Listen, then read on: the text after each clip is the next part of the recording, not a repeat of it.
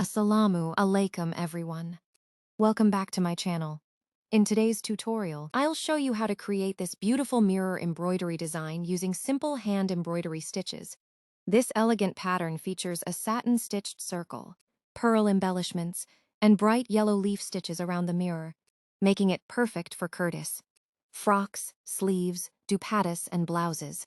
This design is beginner-friendly and can easily add a stylish handmade touch to your outfits. Just follow each step carefully, and you'll be able to recreate it at home. If you enjoy embroidery tutorials like this, please like, share, and subscribe to support my channel. Don't forget to press the bell icon so you never miss my upcoming embroidery designs. Thank you so much for watching, and happy stitching.